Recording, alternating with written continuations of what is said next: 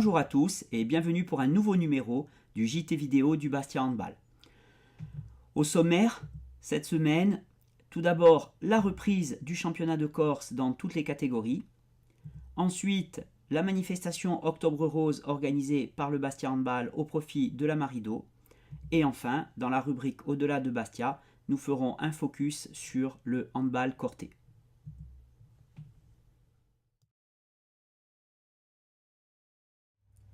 Avant de débuter ce nouveau JT, voici un communiqué du Bastia Handball. Aucun joueur/joueuse quittant le Bastia Handball n'a demandé de lettre de sortie. Les demandes de mutation hors délai y sont soumises. Afin de préserver nos effectifs et donner l'occasion à chaque licencié de pouvoir jouer cette saison, le Bastia Handball a proposé au club de Borgo une convention d'équipe commune le 5 septembre 2017. Au 15 septembre 2017, date limite des engagements des équipes fixées par la Ligue, aucune réponse nous a été donnée. La proposition est donc caduque et de ce fait les lettres de sortie également. Les décisions du Bastia Handball sont en total respect du règlement fédéral.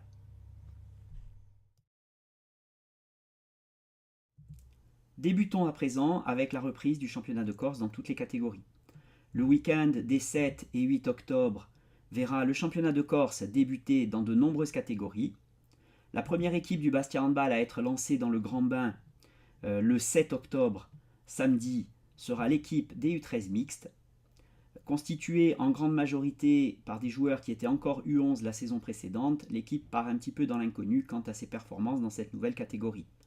Nos U13 rencontreront successivement à l'Arinela l'Agi Calvi à 13h25, puis le handball cortais à 17h, dans le cadre de la poule Haute-Corse qui servira de qualification pour les championnats Excellence et Honneur.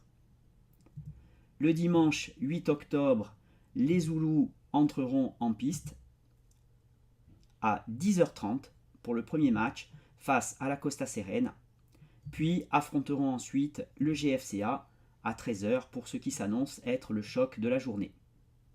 Enfin, pour leur retour à la compétition après une année sabbatique, nos seniors masculins affronteront le HAC à 14h30 dans un match qui devait se jouer à l'origine à Ajaccio, mais du fait des travaux dans les gymnases ajacciens, le Bastia Handball a proposé au HAC d'inverser les matchs aller-retour.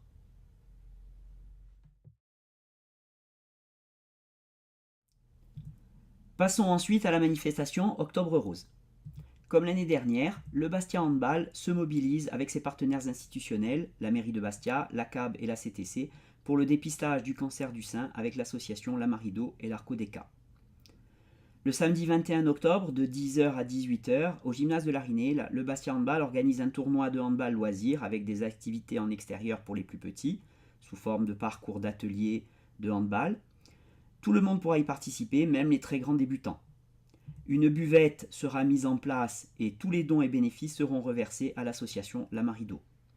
L'an dernier, la première édition d'Octobre Rose, by Bastia Handball, avait permis de récolter un peu moins de 2000 € remis par le président Eric Orsatelli à l'association. Venez nombreux, courir, vous dépenser et jouer au handball pour la bonne cause.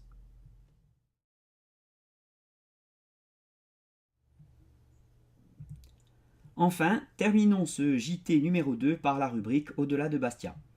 Aujourd'hui, faisons un focus sur le handball cortais, club insulaire bien connu, évoluant en National 3.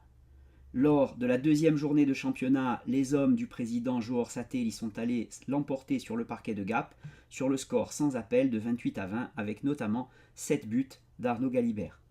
2 victoires en autant de journées permettent déjà au HBC de rattraper les 4 points de pénalité qui avaient été infligés au club pour le non-respect des obligations CMCD. Le HBC pointe ainsi à la 8e place et semble bien parti pour réaliser une grande saison. C'est tout le mal que l'on lui souhaite. Voilà, le numéro 2 du JT vidéo du Bastia Handball est terminé. Vous pouvez nous contacter via les différents médias du Bastia Handball. Rendez-vous la semaine prochaine pour les premiers résultats et premières images de nos équipes et un grand merci à tous nos partenaires et sponsors qui nous soutiennent depuis plusieurs années maintenant.